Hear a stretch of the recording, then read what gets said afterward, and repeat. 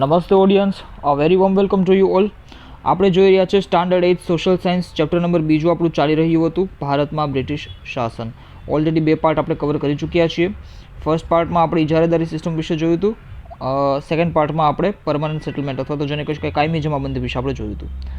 Next part એટલે કે આજે આપણે શું જોવાનું છે તો કે રૈયતવાળી સિસ્ટમ વિશે. 3 આ બધી જે આપણે સિસ્ટમ જોઈએ છીએ, જેને કહી શકાય પરમનન્ટ સેટલમેન્ટ, રૈયતવાળી સિસ્ટમ, મહાલવાળી સિસ્ટમ, આ બધી tax revenue system, tax collection system હતી કે ભાઈ અલગ અલગ એરિયામાં કેવી રીતે ટેક્સ કલેક્ટ કરવું, સૌથી ઇનફેક્ટ વધારે એફિશિયન્ટ મેક્સિમમ ટેક્સ કેવી રીતે કલેક્ટ કરવો એના વિશેની આ સિસ્ટમ હતી. તો રૈયતવાળી સિસ્ટમની આજે આપણે વાત કરીએ છીએ. કાયમી જમાબંધી અથવા પરમનન્ટ સેટલમેન્ટ આપણે લાસ્ટ લેક્ચરમાં, લાસ્ટ પાર્ટમાં ઓલરેડી આપણે ડિસ્કસ કરી ચૂક્યા છીએ.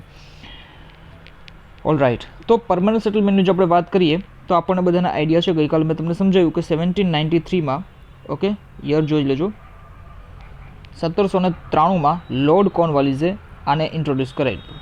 હવે થોડા વર્ષો પછી વેલેસ્લી, થોડા વર્ષો એટલે કેટલા, તો કે 1798માં વેલેસ્લી જે છે એ ગવર્નર જનરલ બને છે.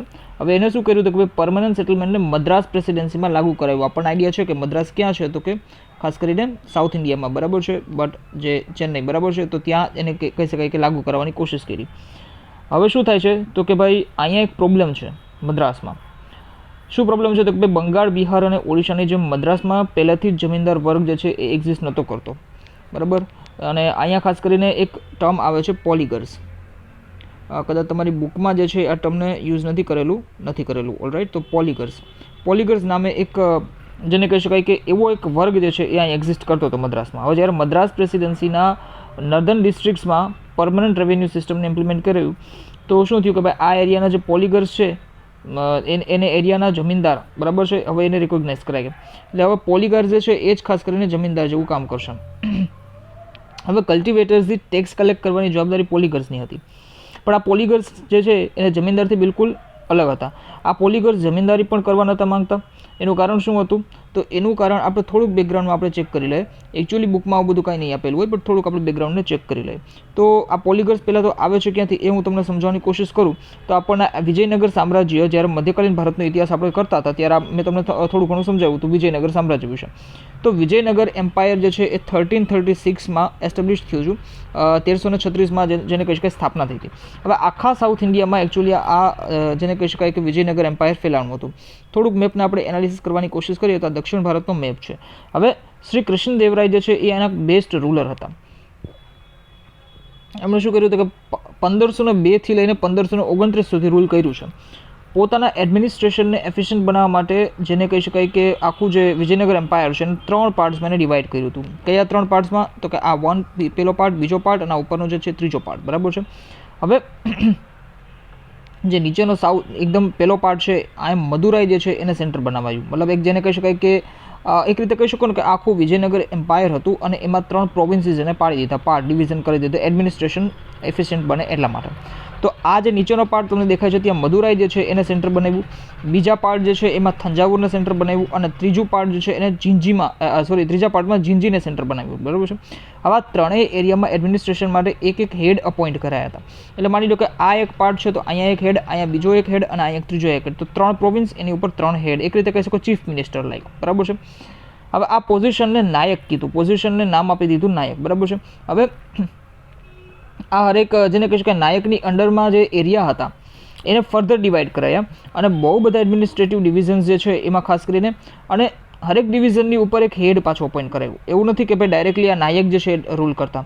આ નાયકની નીચે પણ કેટલા બધા એડમિનિસ્ટ્રેટિવ ડિવિઝન્સ પડાયા હતા અને એની ઉપર બી એક હેડ અપોઇન્ટ કરાયેલા હતા. અને આ જે હેડ છે ને એને આપણે શું કહીએ તો કે પોલિગર્સ કહીએ છીએ, બરાબર છે.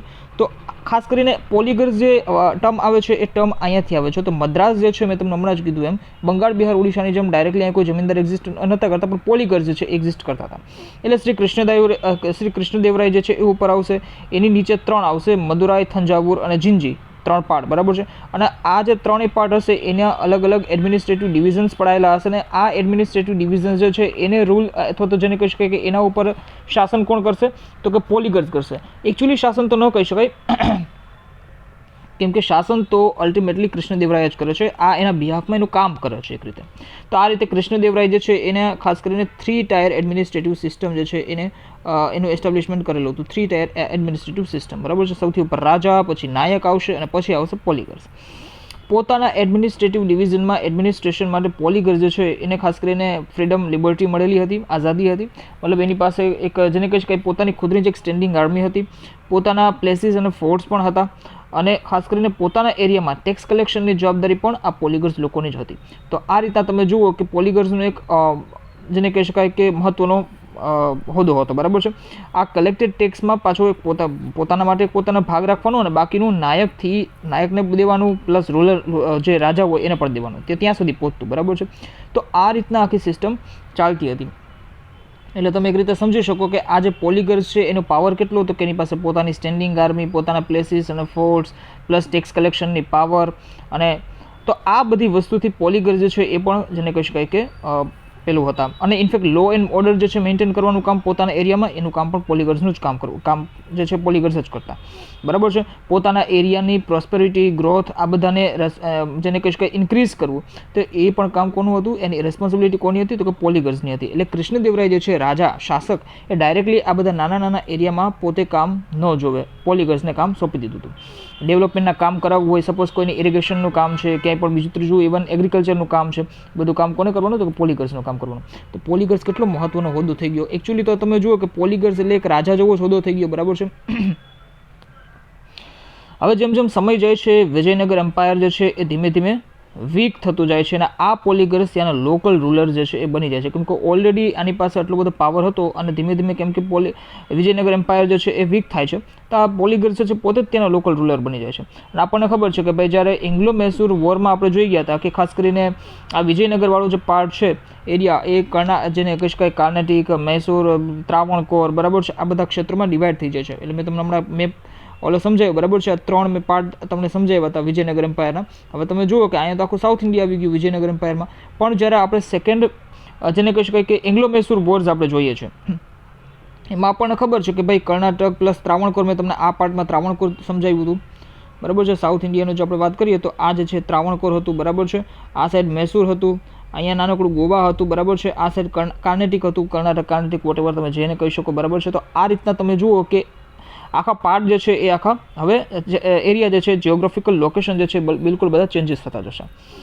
અને એના ઉપર અલ્ટિમેટલી કંટ્રોલ કોનો હોય છે, તો કે બ્રિટિશ ઈસ્ટ ઇન્ડિયા કંપનીનો. મેં તમને ત્યારે કીધેલું હતું કે ભાઈ ત્રાવણકોર જે છે એ તો બ્રિટિશ ઈસ્ટ ઇન્ડિયા કંપનીનું ફ્રેન્ડ છે, બરાબર છે. કર્ણાટક તો અહીંયા તો મદ્રાસનો ફોર્ટ હતો એનો, બરાબર છે. અહીંયા ઉપર મરાઠાનું શાસન હતું, અહીંયા નિઝામનું શાસન હતું, બરાબર છે. એ રીતના આપણે જોઈ ગયા હતા. હવે શું થશે, તો કે મતલબ કહેવાનો મતલબ શું છે કે હવે અહીંયા અલ્ટિમેટલી BEICનો કંટ્રોલ હોય છે, બરાબર છે. હવે BEIC જે છે ત્યાંથી ભારે માત્રામાં ટેક્સ કલેક્ટ કરવાની હતી, મતલબ કરતી હતી.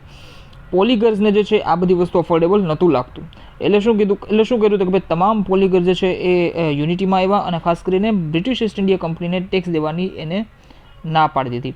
તો આ રીતના તમે જુઓ કે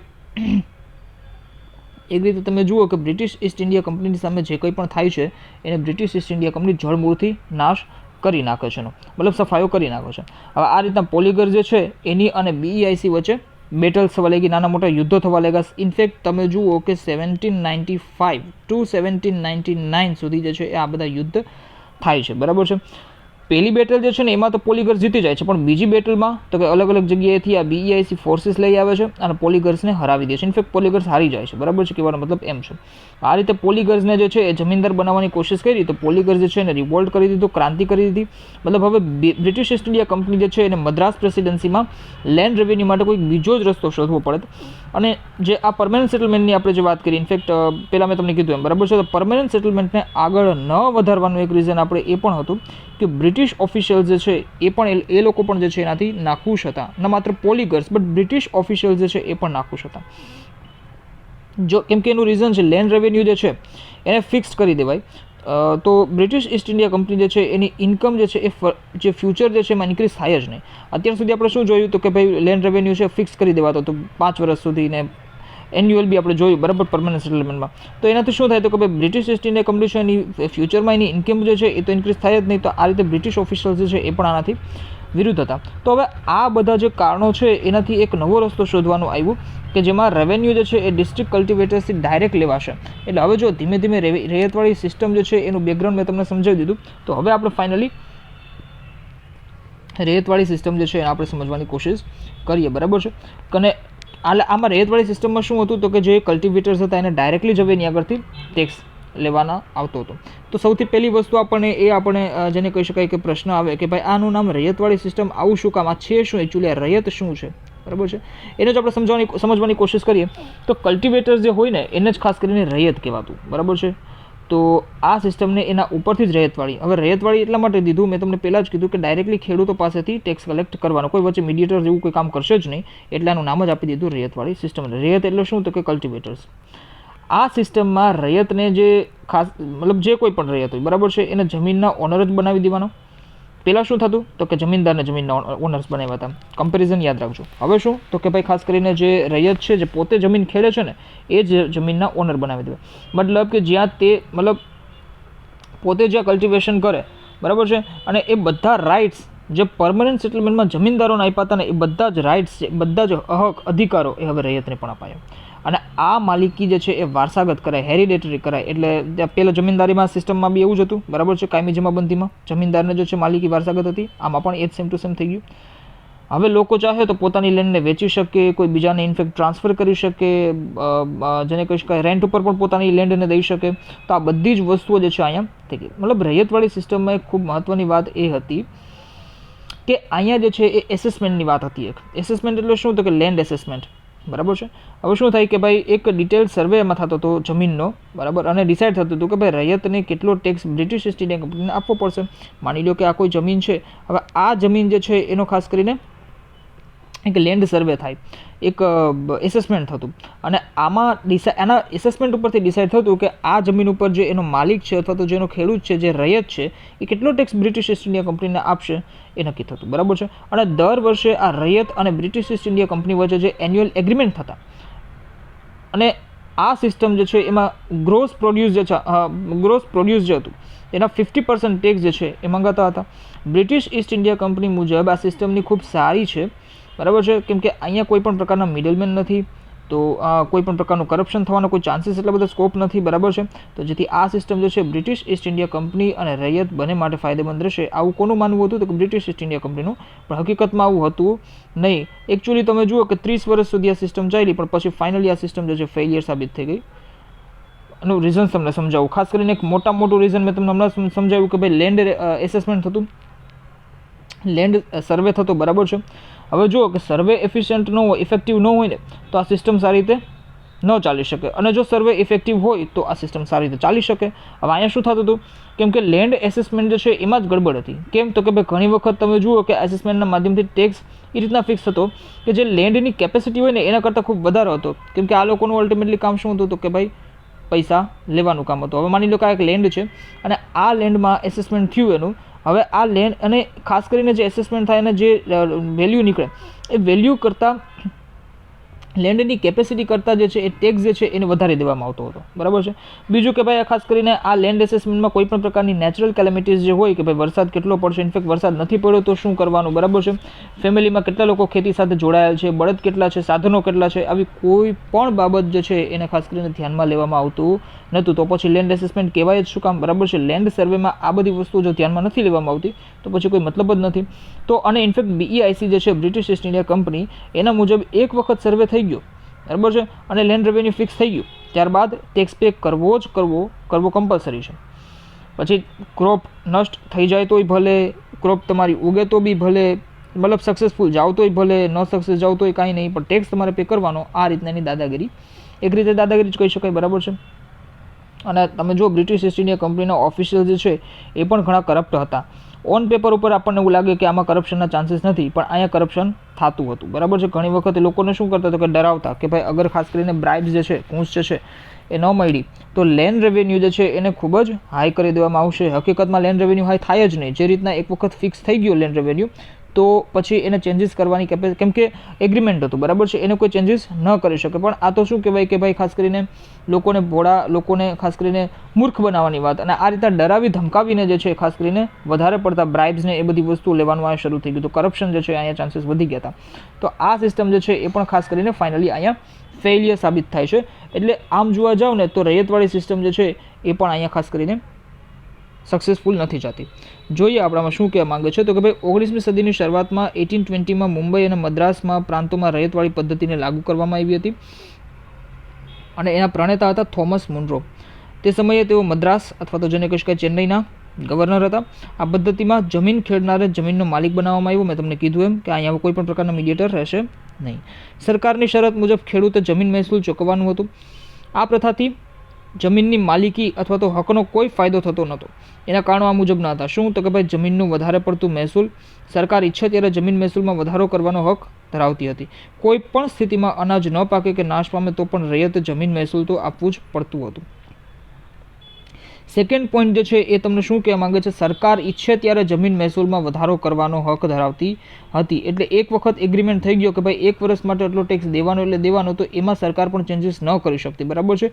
ટેક્સ બુકમાં આપણને એ વસ્તુ જે છે એ ઓપનલી નથી આપેલી, પણ આ વસ્તુ સમજી લેજો કે માની લો કે 1 વર્ષ સુધી જે ટેક્સ ફિક્સ થઈ ગયો તો ત્યાં સુધી સરકાર ઈચ્છે તો પણ એ રીતના ચેન્જીસ ન થઈ શકે. હા, જ્યારે એનો ટર્મ જે છે પૂરી થઈ જાય, માની લો 6 મહિનાની, 8 મહિનાની કે 1 વર્ષની ટર્મ જ્યારે પૂરી થઈ જાય ત્યારબાદ સરકાર ઈચ્છે તો જમીન મહેસૂલમાં વધારો કરવાનો હક ધરાવતી હતી. તો આ રીતના સિસ્ટમ ક્યાંક અહીંયા હતી. જે નેક્સ્ટ જેને કહી શકાય મહાલવારી સિસ્ટમ, જો ખૂબ જ નાની એવી સમજવાની વસ્તુ છે, બરાબર છે, એમાં એટલું બધું છે નહીં જાજુ ડિટેલમાં. તો આ રીતના જ આપણે રૈયતવાળી સિસ્ટમ જે છે એને સમજવાની કોશિશ કરી. ઓલરાઈટ, તો ખાસ કરીને આજે આપણે અહીં સુધી રાખીએ છીએ. નેક્સ્ટ પાર્ટમાં મહાલવારી સિસ્ટમને જલ્દીથી લેવાની કોશિશ કરીશ. મહાલવારી સિસ્ટમને આપણે સમજીએ અને ધીમે ધીમે આપણે આગળ વધતા જશું. Thank you so much for watching this lecture. Stay connected with me. જે લોકો લેક્ચરને લાઇક નથી કરતા એ લોકો લાઇક કરવાનું રાખે, જે લોકો શેર નથી કરતા ચેનલને એ લોકો ચેનલને શેર કરવાનું રાખો, અને ખાસ કરીને જે નવા છો ચેનલ પર તો સબસ્ક્રાઇબ કરો, અને જેથી કરીને મારું મોટિવેશન મળે. Thank you so much for watching this lecture. Stay connected with me. મળીએ નેક્સ્ટ લેક્ચરમાં. Thank you.